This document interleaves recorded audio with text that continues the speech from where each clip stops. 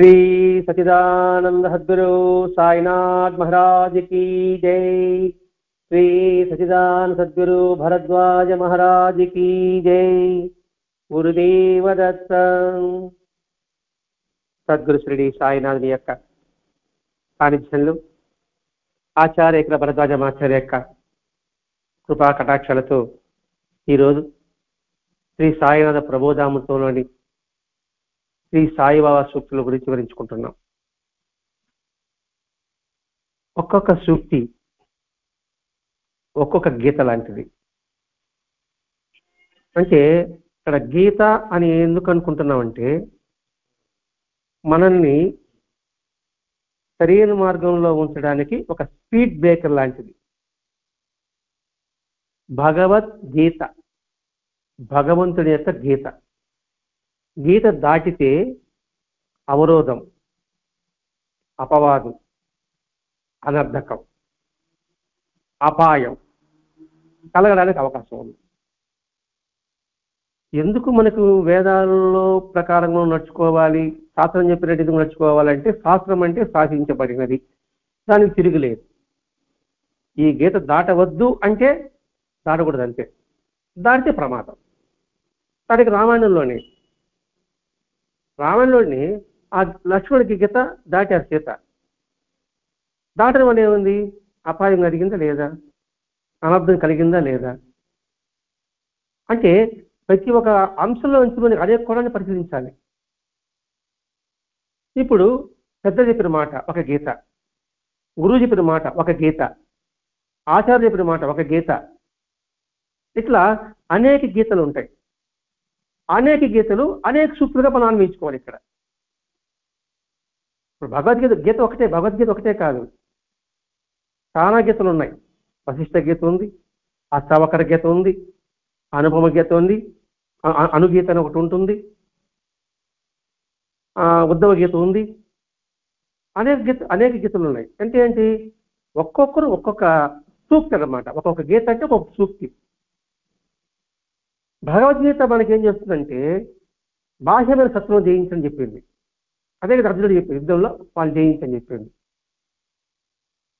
ఇక్కడ బాబా యొక్క సూక్తులు భావించదంటే అంతఃశత్రువును జయించు, బాహ్యశత్రులుగా అంతఃశత్రువును ముందు జయించు.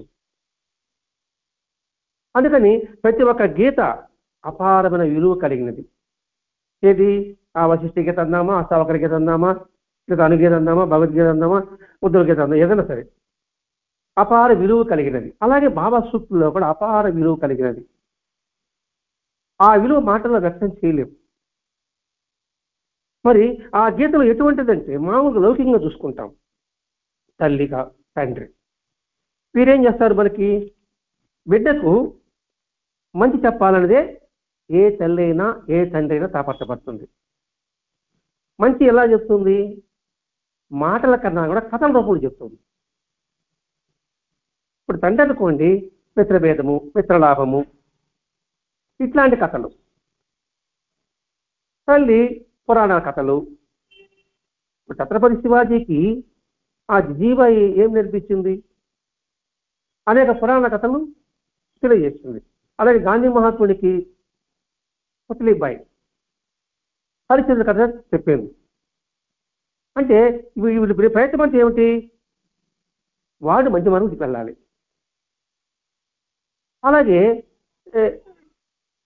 జన సంసారం అంటే జీవితాలు, అనేక మంది జీవితాల ఉదాహరణగా చెప్తారు. అలాగే తమ అనుభవాలు చెప్తారు. జీవిత అనుభవాలు ఎలా జరిగింది అని చెప్తుంటారు.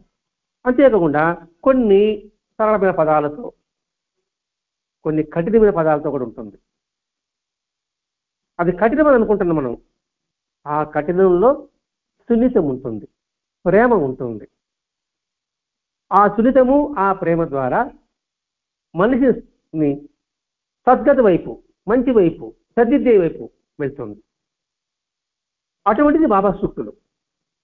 ఇప్పుడు భగవద్గీత మనకు అర్థం తెలియదు, ఉద్ధవ గీత మనకు అర్థం తెలియదు.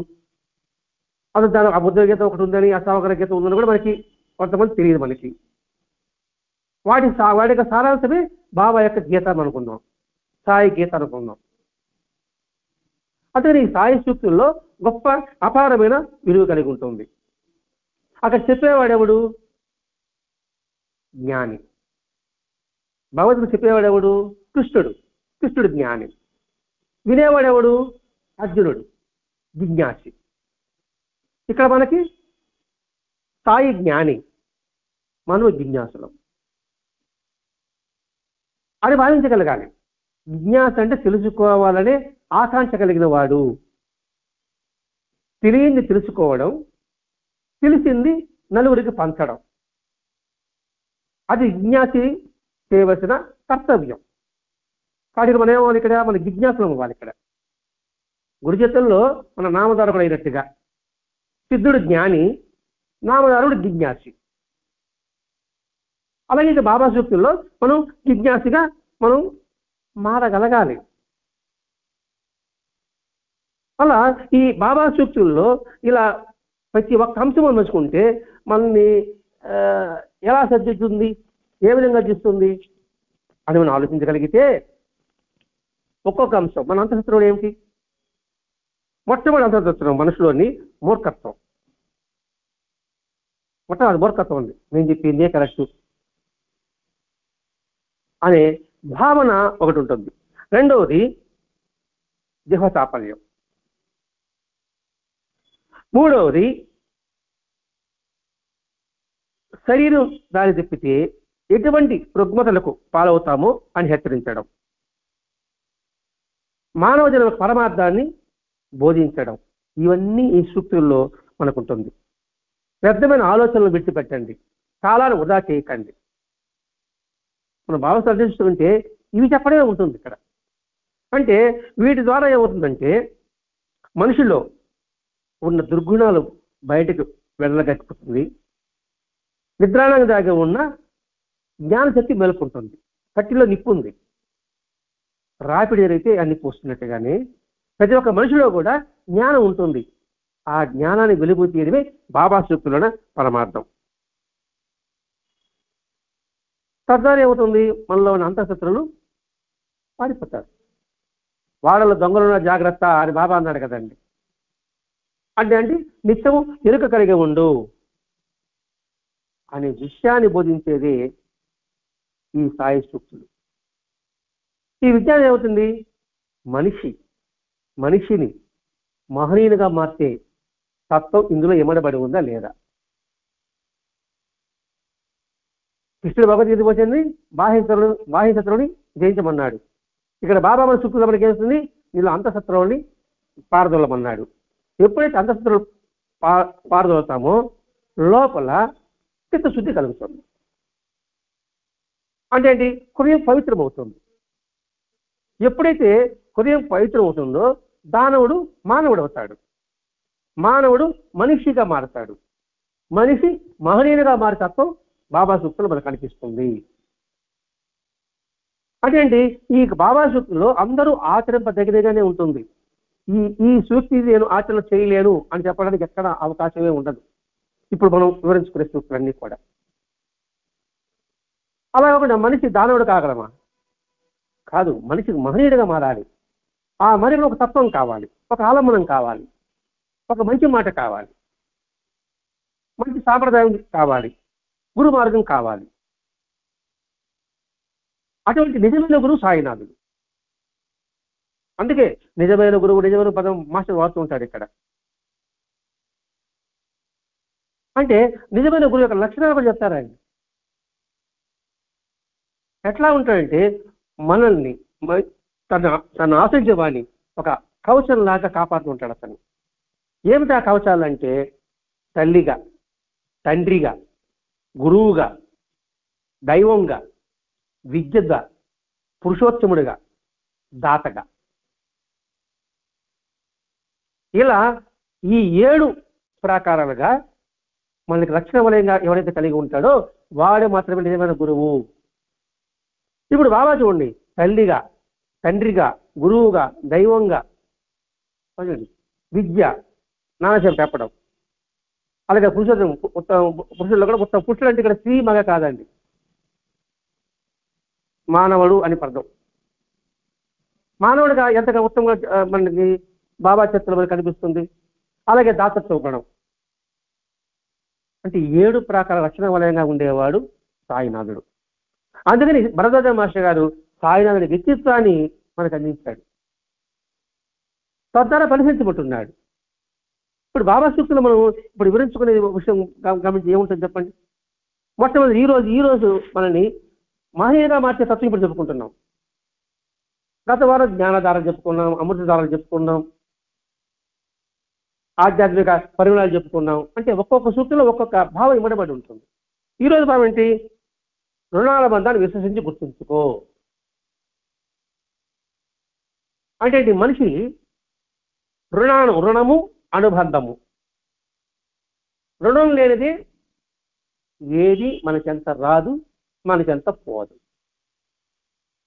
ఇప్పుడు అనుకుంటున్నాం, మనం మామూలుగా మాట్లాడుకుంటున్నాం, పుణ్యం కొద్ది పురుషుడు, దానం కొద్ది బిడ్డలు. నీగా నూకలో ఇప్పుడు యాక్సిడెంట్ జరిగింది అనుకోండి, తిరిగి నూక చెల్లిపోయింది అనుకోకుండా ఒక వ్యక్తి మన ఇంటికి రావడం, మనం కోరుకోం, భావించం కూడా, ఊహించం కూడా. అటువంటి వ్యక్తి రావడం, మరి వాడు రుణ బంధువులు అని చెప్పడం, మనం మాటలు చెప్పుకుంటుంటాం. దాన్ని విశ్వసించి గుర్తుంచుకో అనుకున్నప్పుడు ఎవడు వచ్చినా ఎవడు పోయినా రుణాల బంధాల భావన ఉన్నప్పుడు వాడు మనిషి మహనీయుడిగా మారడా? ఎందుకు ఆ భావాన్ని చెప్పాడు అంటే అండి, మన ఇంటికి ఎవరు వచ్చినా, మన ఇంటికి ఎవరు ఎదురుపడినా, మనం దారిలో పోతున్నాం సార్, మనకి ఎదురుపడే వ్యక్తులు కూడా రుణాల బంధమే. వాళ్ళ పరిచయం ఉండొచ్చు, పరిచయం లేకపోవచ్చు కూడా. మనం గుర్తించాం అది అంతే. అది గుర్తించడం కోసం కదా మీరు రుణాల బంధాన్ని విశ్వసించాలన్న ముందు విశ్వసించి గుర్తుంచుకోవాలన్న పదం వాడండి ఇక్కడ. ఊరికి గురించి విశ్వసించు అంటే దాని మీద నమ్మకం పెంచుకో అనుకున్నప్పుడు ఇంకా అసూయ ద్వేషాలు కూడా ఉండడానికి అవకాశం ఉండదు. నీ దగ్గరకు ఏ ప్రాణి వచ్చినా తోలేయవద్దు, ఆదరించు. ఏ ప్రాణి వచ్చినా అన్నాడు ఇక్కడ. అంటే ఏంటి? ఒక మనిషియే కాదు, అన్ని జీవుల ప్రాణులు ఉండేది భగవంతుడు ఉన్నాడు అనుకున్నప్పుడు ఏ ప్రాణి వచ్చినా భగవంతుడు ఉన్నాడు అనుకుంటే నువ్వు తరం కొట్టం, ఆదరించుతాం. అంటే ఇక్కడ నువ్వు బాహ్యమైన రూపాన్ని చూడద్దు, అన్ని జీవుల్లో నేనే ఉన్నాను అనే భావన గుర్తు చేసుకో. అందుకనే ఉన్నాడు ఏ ప్రాణి ఏ జీవి అని పదం మారుతున్నాడు ఇక్కడ. అది చీమ మొదలుకోవచ్చు కాక ప్రతి ఒక్క దానిని నువ్వు తరమ కొట్టద్దు. అన్ని జీవుల్లో కూడా ఆయనే ఉన్నాడని భావన కలిగినప్పుడు అందులో పట్ల మనం ఎలా ఉంటాం? సర్వం భగవన్మయం భావం, సర్వం భగవన్మయం, భగవస్వరూపం అనే భావన వచ్చినప్పుడు మహనీయుడిగా మారడా? అంటే ఈ గీతను దాటకూడదు, ఈ సూక్తిని లోపలికి ప్రవేశింపు చేసుకోవాలి. ఆదరించు, ఏ ప్రాణి తొలయవద్దు, ఆదరించు. ఆదరణ అంటే ఏంటి? బాహ్య వస్తునిస్తే కాదు, ప్రేమగా పలకరించు. అది ఆదరింపు కాదా? రండి కూర్చోండి, ఒక ఆదరింపు కాదా? అంటే విసుగ్గా కూర్చోమని చెప్పడమా, విధి లేక కూర్చోమని చెప్పడమా? మన ప్రయాణం బయట అప్పుడే ఒకడు వచ్చాడు అనుకోండి, అబ్బా ఇప్పుడు ఎందుకు వచ్చాడరా అనుకోవడమా? అందుకు రుణాల మన విషయం గుర్తుంచుకున్నాడు. నువ్వు బయట పోతున్నా పక్కన వచ్చాడంటే ఏదో కారణం ఉంటుంది అంతే. అలా రావడం వల్ల నువ్వు బయటకు పోతే నీకేదో ఆ పని కాకుండా ఉండొచ్చు, ఇతర దారి నీకు పని కావచ్చు. మనము ఏదైనా భావించుకుంటున్నదే ఉండదు, అర్థము పరమార్థం కూడా. ఆదరించు. ఆకలి కొన్న వారికి అన్నం పెట్టు, గుడ్డ లేని వారికి గుడ్డలేవు. భగవంతుడు సంతోషిస్తాడు. ఇది బాబా చెప్పిన వాక్యం. ఆకలి కొన్న వారికి అన్నం పెట్టు, గుడ్డ లేని వారికి గుడ్డలేవు. ఇప్పుడు భగవంతుడు సంతోషపెట్టడానికి మార్గం ఏమిటి? ఇంటికి కిరీటాలు చేయడమా, బంగారు హారాలు అందించడమా, వెండి సింహాసనం బంగారు సింహాసనం అందించడమా, రకరకాల అలంకారాలతో ఆయన్ని అలంకరించడమా? అది ఖర్చుతో కూడిన పని, ద్రవ్యంతో కూడిన పని. ఇది మనకు ఉన్నంతలో చేసే పని. ఆ ఉన్నంతలో చేసినప్పుడు భగవంతుడు సంతోషిస్తాడు. ఆకలిగానే అన్నం పెట్టాడు, మనం అన్నం వండుకుంటున్నాం, ఒక ముద్ద ఎక్కువ వేసుకున్నాం అనుకోండి, ఇటు మిగులుతుంది. మిగిలినప్పుడు ఎందుకు మిగిలినంటే ఎవడు హత్య చూస్తాడు అప్పుడు ఆలోచన. అప్పుడు హోటల్ స్థాయి ఉండేది కాదు కదా. ఎవరు రాలేదు, ఉదయం తీసి ఈ ఆవుకు బయట జీవులకు పెడతారు. మరి ఒక పిడికిటం తగినంత మాత్రాన మనకి పోయేది ఏమి ఉండదు. గుడ్డలు లేనివారి గుడ్డలు ఇవ్వు. ఇది సులభమా కష్టమా? నా చొక్కాలు పట్టలేదు అనుకోండి, నేను ఎవరికి ఇవ్వను, స్టీల్ సామాన్లు వాడికి ఇస్తా. అంతే కదా నేను చేసే పని. ఇప్పుడు చూపుతారు అంటారా, స్టీల్ సామాన్కి ఆ స్టీల్ సామాన్ కొనే బదులు అది వాడి ఊరికి ఇచ్చినట్టు లెక్కండి. వాడే దాన్ని డబ్బు తగ్గించుకోడు, మనకేమో తగ్గించుకున్నట్టు కనిపిస్తాడు. 150 చెప్తాడు, ఈ గుడ్డను వాడి ఊరికే తీసుకున్నట్టు లేకపోతుంది. అది ఇతరులకి ఇవ్వు, నీకు సరిపోలేదు ఇక్కడ దానం చేయి. ఎందుకు దానం చేయాలి? భగవంతుడు సంతోషిస్తాడు పదం ఇక్కడ. నువ్వు ఎవరిని ఆరాధిస్తున్నావో అతను సంతోషిస్తాడు. అంటే భగవంతుడు సంతోషపెట్టడమా, భగవంతుడికి బాధాకరంగా ఉండడమా? ఇప్పుడు ఈ 3 పాయింట్లు రుణానుబంధ విషయం గుర్తుంచుకో. ఈ ఒక్క పాయింట్, ఆకలి అన్నం పెట్టు, గుడ్డలేని గుడ్డలేవు, ఏ ప్రాణితో తొలియవద్దు, ఆదరించు. ఈ సూచనలన్నింటిలో కూడా మనిషిలోని మృగత్వం పోతుంది కదా, మానవత్వం వెలువరిస్తుంది కదా. మరి మానవత్వం వచ్చినప్పుడు వాడు మహిళగా మారడా? అదే ఈ జన్మకు సార్థకత. అది ఇక్కడ మనకు అంటే ఈ మానవ జీవితం గొప్ప వరం, అది మనం గుర్తించాలంటే. మానవ జీవితం రావడం గొప్ప వరం. ఆ వరాన్ని మనం కాపాడుకోగలగాలి. అవును, నీకు ఒక వజ్రాల మూట ఇచ్చేస్తాడు అనుకోండి, దాన్ని ఎట్లా కాపాడుకుంటాం మనం? దృఢం చేస్తాం. అలాగే ఈ జీవితాన్ని కూడా, ఈ దేహాన్ని కూడా. ఈ దేహం ఎందుకు దీనికి సాధనగా ఉపయోగించు. ఈ మానసిక రావడం కారణం అంటే దీన్ని సాధనగా చేసుకుంటూ ముక్తి పొందు, నువ్వు మార్గంలో ప్రయాణం సాగించు. అలా కాకుండా దీన్ని సోకులు చేసుకుంటూ దీన్ని బద్ద పెంచుకుంటూ దీన్నే కాపాడుకుంటూ ఏం ఉపయోగం ఉంటుంది? దీని పరమార్థం ఏమిటి? ఈ మానవ దేహ పరమార్థం ఏమిటి అది తెలుసుకోవాలి. నేను కారు 50 లక్షలు పెట్టి కారు కొన్నానండి, షెడ్లో పెట్టుకున్నా, రోజు కూర్చుంటా. ఏమైనా ఉపయోగం ఉంటుందా? కారుకున్న ఉద్దేశం ఏమిటి? నువ్వు త్వరగా ప్రయాణం సాగించాలంటే ఆ కారును ఉపయోగించాలి. ఉపయోగించుకుని ఆ కారు షెడ్లో పెట్టుకుని రోజు క్లీన్ చేసుకుంటా, రుద్దుకుంటా, కడుక్కుంటా ఉంటే ఏం ఉపయోగం ఉంటుంది దానికి? అలాగే మానవ దేహం కూడా. అది చెప్పడం కోసమే ఈ సూత్రాన్ని బాబా మనం చేస్తుందంటే మృగత్వాన్ని నుంచి మానవత్వాన్ని తీసుకొస్తున్నాడు. మానవత్వాన్ని నుంచి మహనీయుడిగా తీర్చిదిద్దడానికే బాబా యొక్క అవతరణ అనే విషయం నీకు గుర్తించాలండి. ఇక్కడ నిన్నెవరైనా అర్థిస్తే యువసత్వమైతే ఇవ్వు, లేదా ఇప్పించు. వీరు కాదని చెప్పద్దు. నాకు సహాయం చేయడం అడిగారు, సహాయం చేయన్నాడు, నీ చేతనే సహాయం చేయి, లేదా రే అక్కడ పో అని ఆ స్థలంలో చెప్పు, ఆ వ్యక్తిని చూపించు, లేదా ఆ వ్యక్తిని రికమెండేషన్ అని ఇచ్చి ఇతనికి సహాయం చేయని చెప్పు. అంతేనండి. మనం పెట్టకపోయినా పెట్టేవాడిని చూపించమంటారు పెద్దలు. అది ఇక్కడ బాబా చెప్తున్నాడు.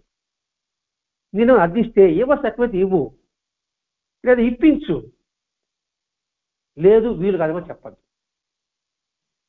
ఇది మనం చాలా పొరపాటు చేస్తుంటాం.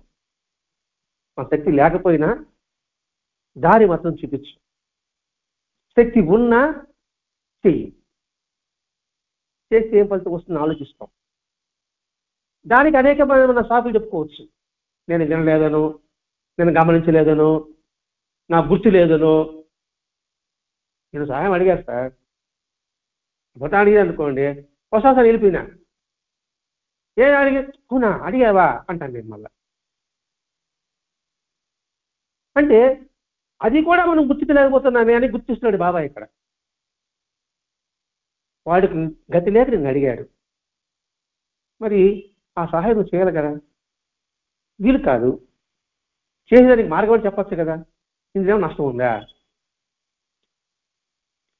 ఇచ్చేందుకు ఏమి లేకపోతే మర్యాదగా చెప్పు. లేదు ఏది ఎప్పుడు అడుగుతూ ఉంటాను, అది నాకు లేదు, నీకు తెలుసు కదా, ఊరికి అడగడం ఎందుకు అని అంటాను నేను. అది కాదండి, నాకు వీలు కాదు, చేయలేదని చెప్పచ్చు కదా. కొంచెం మాట తిరుగుడు సరి చేస్తున్నాడండి. అందుకే హితబాకి హితబాకి సత్యభాషి ఎందుకు ఆ పదాలు వాడుతున్నారు? హితభాషి, మితభాషి, మృదుభాషి, సత్యభాషి, పూర్వభాషి. అంటే మాట్లాడడం కూడా హితంగా ఉండాలి, మితంగా ఉండాలి, స్మితంగా నవ్వుతూ ఉండాలి. వాడు మాట్లాడకపోతే తిరిగి మాట్లాడాలి, సత్యం ఉండాలి. మరి ఇవి కూడా నేర్చుకోకపోతే వాడు మనిషి ఎలా అవుతాడు? అందుకని మాట్లాడే తీరు కూడా విసుగుపడడం, విసుక్కోవడం, అనుకోవడం, ఎగతాళి చేయడం. మనం ఎవరైనా దాని బిషగా వచ్చాడు అనుకోండి, వాళ్ళు కిండలు చేసి మాట్లాడుతుంటాం, చులకనంగా మాట్లాడుతుంటాం. మనకి ఇవన్న మనిషిలే కానీ చులకనగా మాట్లాడుతుంటాం. అలా చేయవద్దు. ఉండి లేదని అబద్ధం చెప్పాక, నాకు ఎవరు ఇష్టం లేదండి మామ నాకు చెప్పేసి. కానీ మనం చేయగలం కూడా ఫీల్ ఏమని చెప్పడము, మొహమాట ఏమో ఎట్టుంటుంది ఏమో అనే సంగతి. నీకు ఇవ్వడానికి కారణం చెప్పి, నాకు ఇవ్వడం ఇష్టం లేదు, మీరు నాకు పని చెప్పారు సార్, నాకు ఇష్టం నేను పని చేయని చెప్పేసి. అలా కాకుండా చేస్తానులే, చూస్తానులే అని చెప్పడం ఎంతవరకు సబబు? మరి ఇవన్నీ కూడా ఈ సూక్తులన్నీ కూడా, ఈ గీతలన్నీ కూడా మనం దాటామంటే ఎటువంటి దుష్ఫలితం వస్తున్న విషయం మనం గుర్తు చేసుకోవాలి. ఇక్కడ అది గుర్తు చేస్తున్నాడు బాబా ఇక్కడ మనకి. ఇప్పుడు బాబా సూక్తి మనని మహీనగా మార్చత్వం ఇందులో లేదా అంటే జాగ్రత్తగా గమనిస్తే ఉంది. ఆ గమనించడం కోసం భరద్వాజ మాస్టర్ గారు ఇంత వివరణ మనకి ఇస్తూ వస్తున్నాడు ఇక్కడ. ఇంకోటి, పని చెయ్యి, భగవంతుని నామాన్ని ఉచ్చరించు, సద్గంధాలు చదువు, పోటీలు వంతులు కీచులాట్లు మానితే దేవుడు కాపాడతాడు. అర్థం. పని చెయ్యి, కర్మసిద్ధం అని చెప్పాడా? ఇందులో కర్మయోగం ఉందా? నీ కథను నిర్వర్తించు, నీ ధర్మాలను నువ్వు నెరవేర్చు. మరి అలా అన్నప్పుడు వాడి మనిషి మహనీయుడిగా మారడా? ధర్మవ్యాధుడు ఏం చేశాడు? మాంస వృత్తి అన్నాడు, అంత కర్తవ్యం, ఆ పని చేశాడు. అలాగే ఇక్కడ మనం ఏ పని చేస్తామో అది వృత్తి ధర్మం అని భగవంతుని యొక్క పనిగా స్వీకరించు. గృహస్థ ధర్మం ఆ ప్రకారం పాటించు. ఇక్కడ పని చెయ్యి అంటే శారీరకతే కాదు, మానసికంగా కూడా పనే. మాటలు కూడా మాట్లాడడం ఒక పనే. చెప్పడం తెలియంది తెలుసుకో, తెలిసిన దాన్ని 10 మందికి అందించు. ఇది మాట ద్వారా. ఇక్కడ బాబా చేస్తున్నాడు, కర్మయోగం చెప్పాడు. పని మానుకొని, నీ ధర్మాన్ని మానుకొని ఏదో భగవత్ సేవను సమాజ సేవను చేయబాక. రెండవది, దేవుని నామం ఉచ్చరించు. నువ్వు చేసే ప్రతి పనిలో కూడా ఇది భగవంతుని నాకు విధించిన పనిని ఆయన స్మరిస్తూ పనికి. సాయి సాయనో రామరామన కృష్ణ పనిచేయడం కాదు. ఈరోజు ఈ పని నాకు భగవంతుడు ఇచ్చాడు అని భావనతో చెయ్యి. పెదాలతో పలకపోయినా పర్వాలేదు. దేవుడు ఉచ్చరించంటే, పలకమంటే హృదయంతో పలుకు. ఇది నాకు భగవంతుడు ఇచ్చిన పని, అబ్బా ఈ పని చెప్పాడు, నే చేయు కార్యములన్నీ నీ సేవలకు కాక. ముందుగానే మనకు ఉదయపద అందించున్నాడు. నే చేయు తలంపులన్నీ నేను తలంచుటేకు కాక. ఇది కూడా పనే, పని చేయన్నాడు కదండి. ఆలోచన ఉంటుంది. నే చేయు తలంపులన్నీ నిన్ను తలంచుటేకు కాక. నే అనుభవించి అనుభవాలని నీ ప్రసాదంలో గుర్తించును కాక. తినడం కూడా పనే.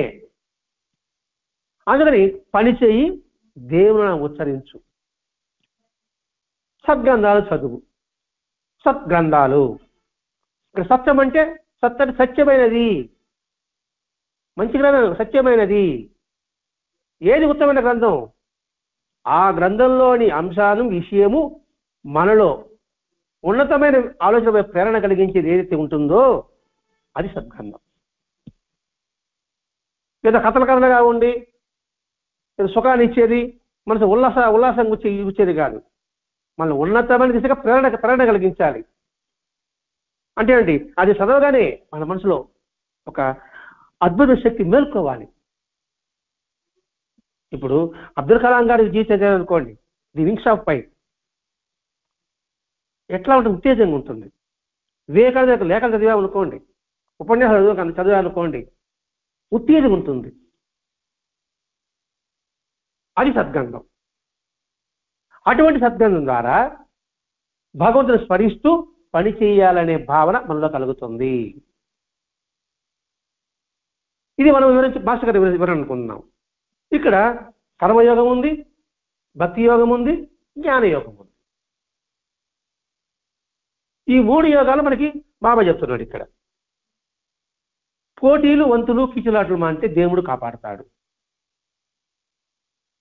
బాగా ముఖ్యం. పోటీలు, వంతులు, కీచులాటలు. పోటీలు మనకు చూసి మరికి అర్థమవుతుందండి ఎందులో పోటీ ఉన్నాము. వంతులు, నేనేం చేయాలని మీరు చేయకూడదు. కీచులాటలు అనవసరమైనవి, అపార్థాల ద్వారా కీచులాటలు. ఈ 3 ద్వారా మనం ఏమవుతాము, శారీరకంగా పతనమవుతాం. ముందు శారీరక పతనమవుతాం. పోటీ, మీరు బాగా ఎదిగిపోయారు అనుకోండి, నేను కూడా అప్పు చేసి ఇలాగ ఎదిగాను అనుకోండి, ఏమవుతాను నేను. వంతులు, నీ సామర్థ్యం నువ్వు పనిచేస్తున్నావు, నాకు సామర్థ్యం లేకుండా నేను ఆ పని చేయాలంటే నేను చతిలు పడతాను కదా. పుల్లు చూసి నాక వాసన పెట్టుకున్నట్టుగా వంతులు. అలాగే కీచులాటలు ఏముండదు అక్కడ. అర్థం చేసుకోగలిగితే అసలు ఏ కీచులాట రాదు.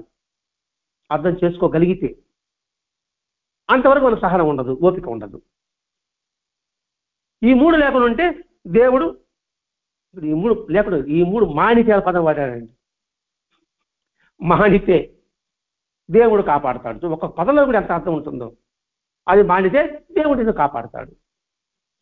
దేవుడు అన్న కాపాడు అంటున్నాడు. మరి దేవుడు కాపాడన్నా చెప్పినప్పుడు దేవుడు చెప్పిన గీత నువ్వు దాటకూడదు కదా. దాటిది నువ్వు కాపాడబడతావు, లేకపోతే కాపాడబడవు. కాబట్టి ఈ 3 గుర్తుపెట్టుకుంటాం అనుకోండి, ఈ 3 మనం చేయగలమా చేయలేమా. మనం ప్రతి పనిలో కూడా భగవంతుని దర్శిస్తూ, ఆ దర్శించడానికి మార్గం ఏంటి, సద్గంధ చదివితే కానీ నువ్వు దర్శించలేవు.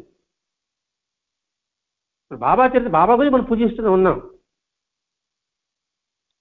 బాబా పారాయణ చేసినాం. కానీ ఆ పారాయణ అంతరార్థం మనం తెలుసుకోలేకపోతే మనం చేసిన పూజా పారాయణ యాంత్రికమైంది. అంతే కదా. తెలుసుకున్న తర్వాత అది బాబా చరిత్ర కావచ్చు, ఇంక మహాత్ముల చరిత్ర కావచ్చు, ఆ తెలిసినప్పుడు అందరిలో కూడా భగవతత్వాన్ని దర్శించే మార్గం సుగమం అవుతుంది. తద్వారా ఏముంటుంది, ఈ పోటీలు, వంతులు, కిచలు ఏమి ఉండవు. తాను తగ్గించుకున్నవాడు భగవంతుడికి ప్రీతిపాత్రుడు అవుతాడు అని బైబిల్లో ఒక సూక్తి ఉంది కదా. తల వచ్చిన వాడు ఎప్పుడూ కూడా భగవంతుడికి ఇష్టడు అనే విషయం ఈ సుగ్ధర్మ చెప్తున్నారు ఇక్కడ. రెండవది ఇంకోటి, తేళ్లు పాములను చంపవద్దు. ఈశ్వరుడు ఆజ్ఞ లేనిదే అవి నేనేమి చేయలేవు. ఈశ్వరు ఆజ్ఞలు ఉంటే నువ్వు తప్పుకోలేవు. ఇదేంటి తేళ్లు పాము ఎలా ఉంటామండి, మనకు అనుమానం వచ్చేస్తుంది. బాబా సూక్తి కదా, మరి తేళ్లు పాము ఎలా ఉంటామండి.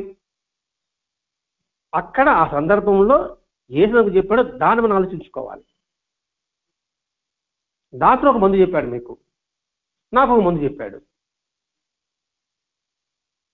మీ ముందు అది నేను చేయలేదు, ఎలా ఆ ముందు నేను తింటే నాకు ఆరోగ్యం అవుతుందంటే ఎలా అవుతుంది? అది నీ శరీరానికి తగ్గట్టుగా నీకు ఆ మందు ఇచ్చాడు. ఇప్పుడు విషయంలో నుంచి మందులు రావా అంటే ఎగ్జాంపుల్ చెప్తున్నానండి.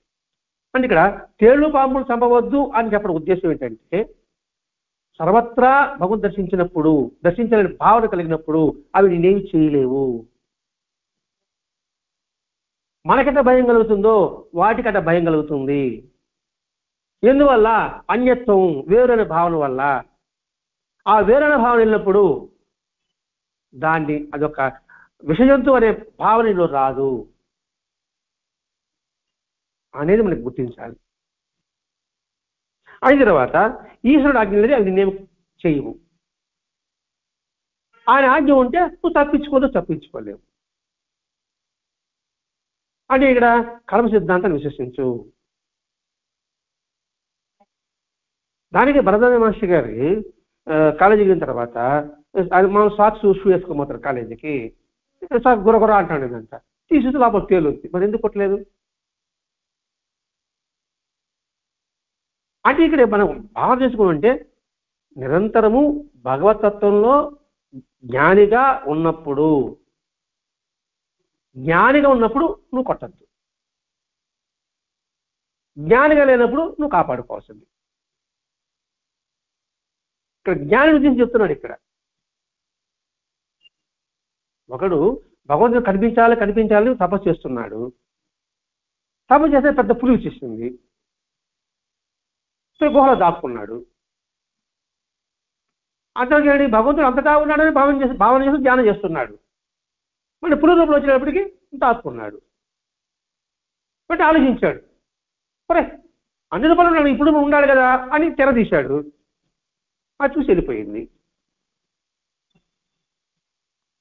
అంటే జ్ఞానిగా ఉండేవాడు కూడా ఇలా తొట్టుబడి పడతాడో అనే విషయం ఇక్కడ గుర్తు చేస్తున్నాడండి. ఇక్కడ అటువంటి వాడికి కూడా నువ్వు దాన్ని తేలుపాము చంపవద్దు. భావచిత్తులో మహాసారి పాము మీద పట్టిన కొట్టబాగా పంపించడము జరుగుతుంది కదండి. అందుకని అటువంటి జ్ఞానికి తేలుపాములు కూడా చంపవద్దు. ఒకవేళ మన పరిస్థితి ఏమిటి, మేము కూడా జ్ఞానం కావాలనుకుంటున్నాం, మనం విధి లేక కొట్టాం. కొట్టినప్పుడు మనం చిన్న ఒక చేసుకోవచ్చు, భగవంతుడా దానికి ముక్తిని ప్రసాదించు అని ప్రార్థించు.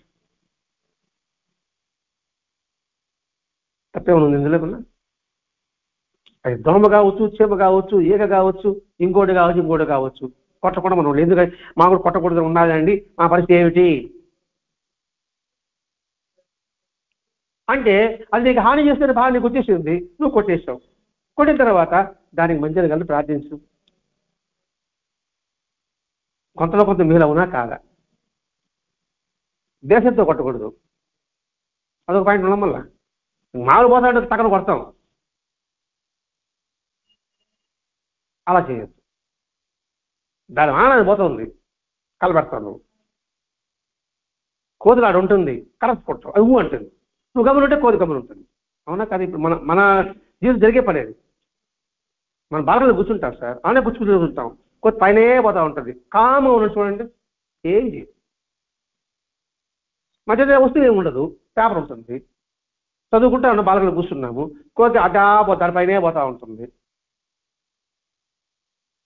కాబట్టి మనకి అర్థమవుతుంది ఏం చేయదు. వెంటనే మన పైకి వేసాడు అనుకోండి, అవు అంటాడు. ఆ విషయం చెప్తున్నాడు. అంటే ఈశ్వరాజ్ఞ ఉంటే నువ్వు తప్పించుకోలేవు. అది కొట్టాలంటే కొడుతుంది అంతే, నువ్వు పోవాలంటే పోతుంది అంతే. ఆ ఆజ్ఞ లేకపోతే అవి నేనేమి చేయదు. మనకే బాగా బడిలో పోతాను చూసినాం. మనం ముందు పోయేవాడిని కుక్కలు తరుముకుంటాయి, మనమే పోతా ఉన్నాం, మన కుక్కలు తరుముకున్నాయా? విషయం అర్థం కావడం వివరించుకుంటున్నామండి. అంటే ఇలా అనేక కోణాల్లో పరిశీలించుకుంటే ఒక్కొక్క సూక్తి ఒక్కొక్క గీత అవునా కాదా, అందులో గొప్ప అపారమైన విలువ ఉందా లేదా, ఆ విలువ ద్వారా మహనీయుడిగా మారే తత్వం అందులో ఎమ్మడబడి ఉందా లేదా. ఇప్పుడు మహాత్ముల జీవితం అంతా చూడండి, భారతం కావచ్చు, రామాయణం కావచ్చు, భాగవతం కావచ్చు, ప్రతి ఒక్క చరిత్రలో కూడా మనిషి ఉన్నతంగా తీసుకెళ్తుందా, అధోగతికి తీసుకెళ్తుందా? అధోగతికి తీసుకెళ్ళదు. అర్థం చేసుకోగలిగితే, అవగాహన చేసుకోగలిగితే. మన జీవితమే ఒక వరం అనుకున్నామండి. మరి ఈ జీవితాన్ని ఒక వరంగా నువ్వు అర్థం చేసుకోగలిగితే నువ్వు ఉన్నత స్థితికి వెళ్ళడానికి అవకాశం ఉంటుంది. అట్లాగే బాబాసాహెబ్ ప్రతి ఒక్కటి కూడా విపరీత అర్థం తీసుకుంటే దానికి ఏముండదండి. ఒక ఆయన అన్నాడు, నేను బాబాను పూజించాలని 20 సంవత్సరాలు బాబా గుళ్ళో పూజారిగా ఉన్నానండి, నాకు యాక్సిడెంట్ అయ్యిందండి. బాబా ఏం దేవుడు అండి, కాబట్టి బాబా గుడికి ఎవరు వెళ్ళబాకండి, బాబా గుడి చందాలు ఇవ్వబాకండి ఒకటి అన్నాడు. నేను ఇప్పుడు శివభక్తుడేనాను అన్నాడు. మరి శివుడిని పూజించే వాళ్ళకి యాక్సిడెంట్ అవ్వలేదా? కాలేదంటారా? కుంభమేళలో ఎందుకు అంతమంది చనిపోయారు? తిరుమలలో ఎందుకు చనిపోయారు? అప్పుడు దేవుడు అంతా తీసి పారేవలసిందే కదా. అంటే ఆలోచన లేకపోవడం అతని తత్వం. నేను తప్పుపట్టడం ఉద్దేశం కాదు ఇక్కడ. నేను బాబాను పూజించినా నాకు యాక్సిడెంట్ అయింది అన్నాడు ఆయన.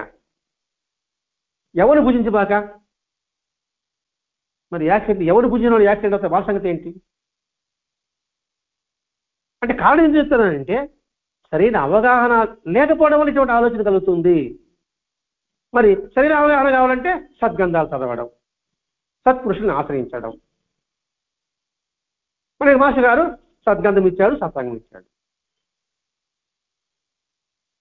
వీటికన్నిటికి ఇంకో ముఖ్యం ఏంటంటే అసూయని. ప్రతి ఒక్కరు కలిగి అసూయ, దాన్ని ఏం చేసిన సులువు అన్నాడు మనం బాబా. మీరు బాగా డెవలప్ అయ్యారు, నాకేం నష్టమైంది? మీరు నష్టపోయారు, నాకేం లాభం వస్తుందా? చూడండి మాసకి బాబా ఎట్లా ఆలోచించమంటున్నాడు ఇక్కడ. అంటే దానివల్ల మనకి ఏ లాభము లేదు, నష్టము లేదు. అసూయ ఏంటి? మీరు ఎదిగితే నాకు సహించలేకపోవడం. ఎందుకు సహించలేకపోతున్నా? నేను పని చేయను, ఇతరులు పనిచేసే వాళ్ళకి పేరు వస్తుంది, వాళ్ళకి పనిచేసే వాళ్ళకి పేరు వచ్చింది కదా సార్. నాకు ఎలా పేరు వస్తుంది? ఎలా ఉండొస్తుంది? మొత్తం మీరు కష్టపడి ఒక 2-4 బిల్డింగ్ కొనారంటే ఊరికి వచ్చేస్తుందా? బ్యాంకులో ఒక 20 లక్షలు వేసుకోవాలంటే ఊరికే వచ్చేస్తుందా? దాన్ని ఆ ఊరికి రాదండి వాడు చేసి ఉంటాడు అంటాను నేను. అంటే నాకేం లాభం ఉంటుందా? ఉండదు. ఉండని దానికి ఎందుకు అసూయపడడం? ఏదైనా లాభం ఉంటే మీ మీద అసూయపడ్డాను అనుకోండి, నాకే లాభం వస్తే అసూయపడు, దానికి ఇబ్బంది లేదు. మరి లాభం రాని దానికి నువ్వెందుకు అసూయపడడం అని చెప్తున్నాడు ఇక్కడ. వాడు నష్టపోతే మనం సంతోషిస్తాం. మళ్ళా మీరు నష్టపోయారు అనుకోండి, జారికి కట్టబడ్డారు, నాకేమన్నా ఆనందపడతారు, నాకేం వస్తుందా? అంటే మాస్టర్ బాబా చూడండి ఎలా ఆలోచింపజేస్తున్నాడు ఇక్కడ. అంటూ ఇదే మంచి, అవతల వాడికి మంచి జరగడం వల్ల మనకి ఏమైనా పోయేదేమైనా ఉందా? నువ్వు ఆ ప్రయత్నం చేయి, నువ్వు అంతటా అవుతావు. నువ్వు మాత్రం ప్రయత్నం చేయవు, ఇతరుడికి పేరు రాకూడదు. ఒక సంవత్సరంలో పనిచేస్తున్నారు సార్, మీరు ప్లానింగ్ చేస్తే మీరు చేస్తున్నారు. ఎవరైతే ప్లానింగ్ ముందుంటే వాడి పేరు వేస్తాడా, ఇంకా వాడి పేరు వేస్తారా? లేదు. మీరు అనుకున్నారు దీని మంచి మనసుతో, సరే నాకు పేరు వస్తుంది కదా, నేను రాను ఫంక్షన్ దేనికి అని నేను సమకూరుస్తా, మీరు పోయి ఇవ్వండి, మీ పేరు వస్తుందంటే అది నేను చేయను, అంటాను మళ్ళా. అంటే అక్కడ ఏముంటుంది? ఆడ ఆలోచన ఏంటంటే పని చేయను, పేరు కావాలి అనే వల్ల నీకేమి నష్టమా లాభమా అని ఇక్కడ హెచ్చరిక చేస్తున్నానండి బాబా ఇక్కడ. అంటే మన సొత్తే వాడు లాక్కోలేదు అనుకున్నప్పుడు మీ మీద నేను అసూయపడి ఎందుకని? అదే మీరు లాక్కొని ఉంటే అసూయపడి ఒక అర్థం ఉంది. వాడి పూర్వజన్మ కర్మను అనుసరించి వాడు ఫలితాన్ని పొందాడు. అదే ఫలితం కావచ్చు, అధికారమా, కీర్త్యా, డబ్బా, ఏదైనా కావచ్చు కాక, వాడు పూర్వజన్మ కర్మను అనుసరించి వాడు ఫలితాన్ని పొందాడు. ఈ ఒక్క వాక్యం గుర్తుపెట్టుకున్నాం అనుకోండి, మనిషిలో మృగత్వం ఉంటుందా? ఉన్నకు అవకాశం లేదు. వాడు పూర్వజన్మ వాడు ఫలితాన్ని పొందాడు అంతే. పుణ్యం కొంత పురుషుడు, దానం కొద్ది బిడ్డలు, వాడు పెట్టి పుట్టాడు. ఇవన్నీ మనం మామూలుగా మాట్లాడుతూనే ఉంటున్నాం ఇక్కడ. అది గుర్తుపెట్టుకోవాలి ఇక్కడ. ఇదే మాస్టర్ గారు కూడా పదం రాస్తాడు. చిరాస్వామి చరిత్ర రాసేటప్పుడు మాకు ఒక మాట రాస్తాడు చూడండి. పూర్వజన్మ సుకృతం వల్ల వారి చరిత్ర రాస్తాడు. ఆయన చరిత్రలో నా పూర్వజన్మ సుకృతం వల్ల కొన్ని విషయాలని, భక్తుల అనుభవాలని నేను పొందుపరుస్తున్నాను అని రాస్తాడండి. ఇది ఆ గ్రంథం రాసేటప్పుడు మాస్టర్ అన్న మాట ఇది. నా పూర్వజన్మ సుకృతం వల్ల అని మాస్టర్ గారు రాసుకున్నాడంటే అర్థం ఏంటది? మరి మాస్టర్ గారిని ఆరాధిస్తూ మనం ఎదుటివాడి పట్ల అసూయపడు ఎంతవరకు సభాభార్య సంగతి మనకు గుర్తించాలి ఇక్కడ. అంటే ప్రతి ఒక్కటి మన పూర్వజన్మ సుకృతము అని అర్థమైన తర్వాత ఇప్పుడు మనం ఏం చేయాలి? ఆ సుకృతం పొందడానికి మనం ప్రయత్నం చేయాల్సిన అవసరం ఉందా లేదా? మరి అసూయ ద్వేషాలతో ఆ సుకృతం ఉంటుందా, దుష్కృతం ఉంటుందా? దుష్కృతమే ఉంటుంది. సుకృతం ఎలా ఉంటుంది? సుకృతి సంపాదించడానికి ఐశ్వర్యమే అవసరం లేదండి. మనసుంటే చాలు, సద్భావన ఉంటే చాలు, సుకృతం దాంట్లో వస్తుంది. అందుకే సర్వేజన సుఖినో భవంతు, ఈ మనసు చేసే సుకృతం. అందరూ బాగుండాలి, లోకా సమస్త సుఖినో భవంతు, ఇది మనసు చేసే సుకృతం. దీనివల్ల పుణ్యం రాదంటారా? సద్భావన వల్ల నీకు పుణ్యం సంపాదించే అవకాశం ఉందని చెప్పడం బాబా యొక్క ఉద్దేశం అనేది. నువ్వు చేతలు చేయబోయినా పర్వాలా, అందరూ మంచికోరు. నువ్వు సహాయం చేయబోయినా పర్వాలా, ఎదుటివాడి కీడుని మాత్రం ఆశించవద్దు, ఎదుటివాడి వృత్తిని ఆశించు. నేను మీకే సహాయం చెప్పా, వాడికి ఎవరో సహాయం చేయాలి అని అనుకున్నాను అనుకోండి, పుణ్యం రాదా? నేను సహాయం చేయలేకపోయినా వాడికి ఎవరో సహాయం చేస్తే బాగుంటుంది అని భగవంతుడా వాడికి ఎవరో సహాయం చేయలేక అని పంపించాను, నేను ప్రార్థించాను అనుకోండి, అది సుకృతం కాదా? మరి ఈ విషయాలన్నిటి ద్వారా మనం బాగా గమనిస్తే మనకు అర్థమయ్యేది ఏంటి? మనిషి ఉన్న స్థితికి వెళ్ళాలి అంటే సులభంగా మనిషి మహనీయులుగా మారే తత్వం అంతా కూడా బాబా యొక్క సూక్తుల్లో మనకు కనిపిస్తుంది. ఎవరి సేవలు ఉచితంగా తీసుకోవద్దు, ఎందుకంటే రుణం ఏర్పడుతుంది. ఎవరి సేవలు ఉచితంగా తీసుకోవద్దు, అది మన నియమం కావాలి. ఇది బాబా చేశాడు. నిశ్చయించిన వాడికి 2 రూపాయలు ఇచ్చాడు. మనం పని చేసుకుని కూడా కూలి ఇవ్వడానికి కూడా ఆలస్యం చేస్తాం, రేపురా అంటాం. అంటే మనం చేసే పనులు ఇబ్బంది ఏమండి అంటే ఏంటి? అది కూడా ఎంతటి దుష్ఫలితము, దుష్కార్యము అని చెప్పడం అండి ఇక్కడ. అందుకే ప్రవక్త అంటాడు, కూలివాడి చెమట ఆరే లోపల నువ్వు కూలివాడికి ఇచ్చామన్నాడు. పడిన తర్వాత వాడి చెమట తుడుచుకునే లోపల వాడు కూలిచ్చి. మరి ఖురాన్లో ప్రవక్త చెప్పిన మాట అది ఒక గీత కాదా, సూక్తి కాదా? ఆ సూక్తి పాటిస్తే నువ్వు మనిషిగా నుంచి మహనీయునికి మారవా? ఇట్లా ఒక్కొక్క సూక్తిలో అనేక కోణాలు మనం పరిశీలించగలిగితే, తండ్రి ఏ విధంగా అయితే బిడ్డల్ని సన్మార్గం ఉంచడానికి కోసంగా ఆ కథల రూపంలో, అనుభవాల రూపంలో, అలాగే అనేక జీవితాల ఆచరణ ద్వారా ఎలా అయితే వాడిని సన్మార్గంలో ప్రయత్నం చేస్తాడో పరమాత్ముడు కూడా అదే చేస్తున్నాడు.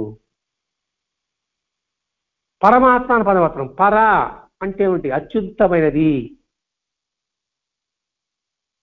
ఇక్కడ ఆత్మ అంటే అన్ని జీవుల్లో ఉండే దైవం అనండి, లేదా అన్ని జీవుల్లో బ్రహ్మం అనండి. అటువంటి వాడు పరమాత్ముడు, అత్యుత్తమైన ఆత్మతత్వం కలిగిన వాడు. అందరిలోనూ ఒకే ఆత్మను దర్శించేవాడు. అటువంటి వాడు పరమాత్ముడు, అటువంటి వాడు సాయినాథుడు.